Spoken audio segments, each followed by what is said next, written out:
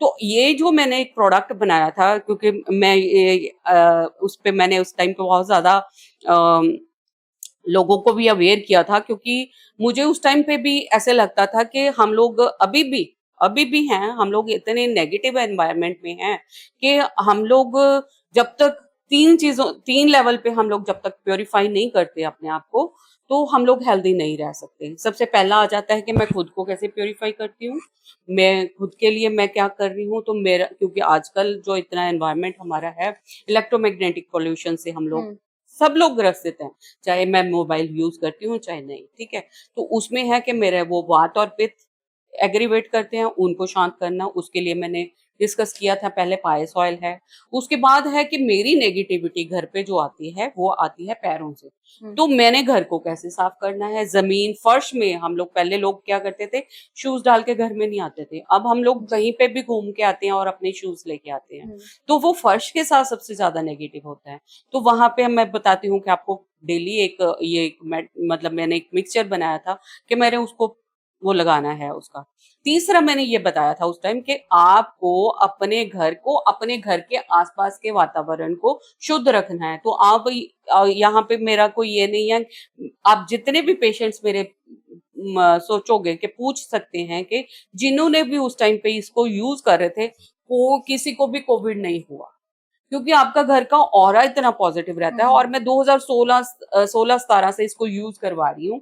तो और उसी टाइम मैं बोल रही थी कि ऐसी इंट्यूशन हो रही है कि हम लोगों को कुछ नेगेटिविटी अट्रैक्ट करने वाली है, तो आप खुद को पॉजिटिव रखना शुरू करो। और 2019 में मैं इसका पूरा लिंक दूंगी आपको कि ये कैसे काम करता है ना। हम्म। और उसमें मैंने यहाँ पे, क्योंकि मेरे को भी लगता है कि मैं एक साइंस की स्टूडेंट हूँ, तो आप सोचो कि मैंने इस जो मिक्सचर जिसको मैं हवन सामग्री का मिनिएचर बोलती हूँ, कि डेली बेसिस पे हमें करना है, क्योंकि हवन जो है बहुत इलेबोरेटेड हम खुले में करते हैं। हम्म। तो यहाँ पे मैंने अगर घर को शुद्ध करना है तो 1 चम्मच सफिशिएंट है। ओके। और उसको भी मैंने वहां पे लैब में टेस्टिंग करवाई थी कि अगर हम 5 ग्राम इसको यूज करते हैं तो उसमें फंगल और बैक्टीरियल लोड कितना कम हुआ है। हम्म। वो सारी चीजें मैंने अपनी साइट पे डाली हुई हैं, हम लोग साइट का लिंक देंगे। तो वो ये चीजें देख सकते हैं कि ये जो ये बोलते हैं कि इनका कोई इफेक्ट नहीं है, हम्म। तो उसका वो साइंटिफिक एविडेंस भी मैं प्रोवाइड कर रही हूँ कि आप वहां पे जाके देखोगे कि आपने 5 ग्राम यूज किया है और उससे कितना बैक्टीरिसाइडल इफेक्ट आया है और कितना फंगिसाइडल आपको इफेक्ट मिलते हैं। एक हो गया ये प्राचीन है, दूसरा ये हो गया, और तीसरा आ जाता है इसका कार्बन कंटेंट, कि इसमें जो एशेस बचती हैं, हम्म। उस प्राचीन जमाने में क्या था कि नदियां नाले जो हैं, है ना, हम उनको बहुत पवित्र मानते हैं। और आपने देखा भी होगा कि जो इसमें से एशेस बचती हैं, उस टाइम पे बोला जाता है कि जल प्रवाह करो, है जी। ना। तो जल प्रवाह करने का क्या था कि जो कार्बन कंटेंट है, कार्बन जो हम्म। है, वो वाटर क्लीनिंग का सबसे बड़ा ये सोर्स है। हमारे जो आजकल एक्वागार्ड भी लगे हुए हैं, जितने भी हमारे वाटर क्लीनिंग के हैं, आप उनका अगर आप उनका वो खोलोगे, जो सिलेंडर लगाते हैं उसमें कार्बन होता है। तो carbon is the best source जो पानी को क्लीन करने का काम करता है। तो उस टाइम पे वो क्या होता था कि जो आपके ये जो बचे हुए हैं, जो एशेस बची हुई हैं, आपने उसको पानी में डाल देना है, क्योंकि पानी में कितने जीव जंतु रहते हैं, जी। है ना, उतने जीव जंतु रहते हैं, तो उनके लिए पानी भी तो साफ सुथरा होना चाहिए। हाँ, ओवर द टाइम मैं ये जरूर बोलती हूँ कि लोग अगर वो ये हवन सामग्री भी डालने जाते हैं तो सड़े गले वो सारी चीजें, लिफाफे और ये सारी चीजें भी डाल देते हैं, जो कि नहीं ठीक है। वो हम लोग पानी गंदा करते हैं। आपको सिर्फ एशेस डालनी है, मतलब एशेस ही डालनी है, उसके साथ लिफाफे नहीं डालने, उसके साथ आपने गंदी सारी चीजें और नहीं डालनी। उसका जी। मतलब होता था कि हमने पानी को, क्योंकि उस टाइम तो लोग वही पानी जी। पीते थे। जी। ये तो अब हमें सप्लाई होनी शुरू हो गई है ना पानी की, हम्म। उस टाइम तो पानी वही पीना होता था, जो नदी का पानी है वहीं से पानी वो लोग भर के लाते थे घड़े में, है ना। हम्म। तो वो पानी उसी कार्बन कंटेंट से ही क्लीन होता था। उस टाइम कहाँ इतनी प्रॉब्लम होती थी। हाँ, जब जब जब हमने पॉल्यूट किया है पानी को, जैसे हमारा जो ये चरक संहिता की मैं बात करती हूँ, जो मेरा बेस है हर चीज के लिए, उसमें उन्होंने ये बोला था कि विकृत देश, विकृत काल, विकृत जल, जितना हम इन सारी चीजों को विकृत करते जाते हैं, उतनी हमें जनपदोध्वंस इज पेंडेमिक, जैसा कि अभी हमने कोविड के हाल में देखा और हमने कितना पोल्यूट किया हुआ है हर चीजों को। तो जब उस टाइम पे भी ऐसा ही होता था, क्योंकि हमने अपनी हिस्ट्री अगर देखे तो कॉलरा कहाँ से होता है? पॉल्यूटेड वाटर से। तो जब जब हमने अपने सोर्सेज को गंदा किया है तब तब प्रॉब्लम हुई है। अदरवाइज जो हमें हमारे ऋषि मुनि जो समझा के गए हैं, जब तक हम उनको फॉलो करते रहे हैं, हम लोग हमेशा स्वस्थ रहे हैं। हम लोग प्रॉब्लम में तभी आते हैं जब हम लोग खुद बहुत समझदार होने की चेष्टा करते हैं और खुद को समझदार समझते हैं। जैसे कि आजकल हमने देखा है बहुत लोग हैं जो एफर्ट कर रहे हैं ग्रीनरी को मेंटेन करने की, पानी को दोबारा से मतलब साफ सुथरा रखने की। बहुत लोगों ने अब क्या है कि पानी में आपने कुछ नहीं डालना। तो यहाँ पे है कि भी आप नदी नाले जितने भी हमारे स्वच्छ रहेंगे, अगर उसमें फूल सड़ते रहेंगे, कुछ भी सड़ता रहेगा, तो नेचुरल मच्छर भी पैदा होंगे। तो हर चीज उस टाइम साइंस के हिसाब से थी। अभी हम लोग उनसे ज्यादा समझदार होने की चेष्टा करते हैं तो हम लोग प्रॉब्लम में आते हैं। तो और उसमें मुझे लगता है कि ये 3-4 चीजें हैं जो इनफ है इसको प्रूव करने के लिए। और जितने भी आप देखोगे इसमें जितनी हम लोग मेनली जो इसका कंपोनेंट रहता है वो रहता है इसमें आम की लकड़ी का। बहुत वो मैंने देखा है कि वो सारी चीजें नेट पे अवेलेबल हैं, तो कोई भी जाके वो देख लेगा कि जी फॉर्मेल्डिहाइड बनता है, formaldehyde is good for environment, वो सारी चीजें आप देख सकते हैं। ये चीजें हैं जो उसमें नहीं है इतनी नेट पे कि ये ऐसे काम करता है। और जो सबसे बेस्ट जो इसका हवन की अभी पिक्चर हीरा मंडी आई है ना, हीरा मंडी आई है। तो हीरा मंडी में आप देखोगे कि वो जो बालों को भी फ्यूमिगेट कर रहे हैं, बालों को फ्यूमिगेट कर रहे हैं, वो डिप्रेशन में है तो वो धूम सेवन कर रही है, वो उसमें एक है ना। तो वो क्या है, वो एक पार्ट है हमारा पंचकर्मा का, एक पार्ट है जिसमें हम लोग नस्या देते हैं। नस्या इज पार्ट ऑफ पंचकर्मा। उसमें क्या करते हैं, उसमें हम लोग यही सारी चीजें करते हैं। हम लोग उसमें धुआं देते हैं। धूम्रपान जो शब्द है वह वहीं से आया है।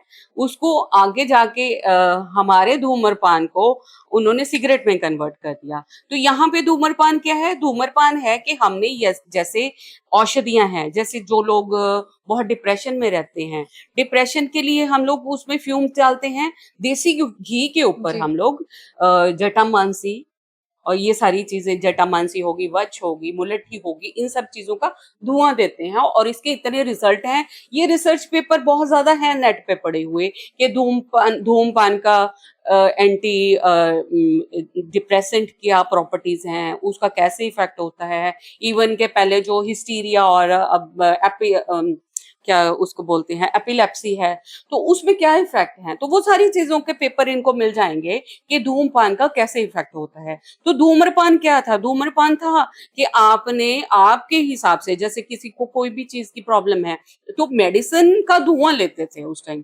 जितनी भी मैंने देखी है, जितनी भी चेस्ट रीजन की और जो ईएनटी की जितनी भी प्रॉब्लम थी उस टाइम पे धुआं दिया जाता था और वो बेस्ट हर्ब्स को यूज करते थे। उसी का एक पार्ट है धूम्रपान।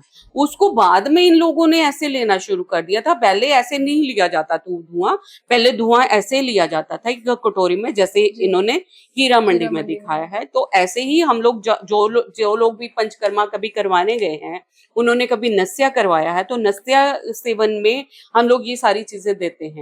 और यहाँ पे ये एक और चीज है कि ये सिर्फ जो हवन है, हवन सिर्फ हमारे हिंदू शास्त्रों में नहीं है। आप कहीं अगर आप देखोगे कहीं चर्च में जाते हैं, वहां पे भी फ्यूमिगेशन है, क्योंकि ये हर्ब्स एक क्लीनिंग इफेक्ट देती हैं। वहां पे हम इतने लोग इकट्ठे जो होते हैं तो हमारी सारी नेगेटिविटी वहां चली जाती है। तो वो नेगेटिविटी कंट्रोल करने के लिए हमें फ्यूमिगेशन करनी है, वो क्लीन कर देती है। ऐसे ही अगर आप किसी दरगाह पे जाते हैं, वहां पे भी आप देखोगे ये लोग सबसे ज्यादा यूज करते हैं, लोबान का यूज होता है, लोबान और कपूर का यूज होता है। कहीं पे भी आप ईदगाह में भी जाते हैं तो वहां पे भी ये सारी चीजें, फ्यूमिगेशन हर जगह होती है। वो चाहे चर्च है, वो चाहे मेरे घर है, चाहे मंदिर है, चाहे मस्जिद है, कहीं पे भी हर जगह फ्यूम्स का यूज होता है। और वो एक पार्ट है इसका हवन का। तो हवन एक ही टर्म नहीं है कि आप औषधियां जला रहे हैं या लकड़ियां जला रहे हैं, जैसे ये लोग बोलते हैं। So it is very scientific आपका एनवायरनमेंट को क्लीन करने के लिए, and it is also Holi. Holi क्यों है? क्योंकि लोग उसमें साथ में चैंटिंग करते हैं। तो जब चैंटिंग करते हैं तो मेरे एनवायरनमेंट में जो एक फ्रीक्वेंसी क्रिएट होती है, मेरे एनवायरनमेंट में जो एक सिम्फनी क्रिएट होती है, दैट इज हीलिंग। क्योंकि आप देखोगे कि जब हवन करते हैं, हालांकि डेली मरा जो रोज के लिए हम लोग बोलते हैं, वहां पे नहीं बोलते। हम लोग बोलते हैं कि जैसे आप धूप जलाते हैं ऐसे ही इसको जला दीजिए, आपका घर प्योरीफाई हो जाएगा। आप उसके साथ चैंटिंग करते हैं, जो कि रिचुअल है हमारे हवन के साथ चैंटिंग करने का। वो चैंटिंग क्या है? एक इक्वलेटिव इफेक्ट पैदा करती है, जो मेरी एक सिम्फनी क्रिएट होती है। वो जो सिम्फनी है मेरे यूनिवर्स में जाके वो मैच करती है, और वहां पे एक क्लीनिंग मेथड, क्लीनिंग का जो एक यूनिवर्स को क्लीन करने का एक काम होता है एक्यूमुलेटिव बेसिस पे। So it's all science. So please if अगर मैं यहाँ पे ये बोलूंगी, अगर किसी को किसी चीज की नॉलेज नहीं है तो आप इतने लेवल पे जाके ऐसी बकवास मत कीजिए प्लीज।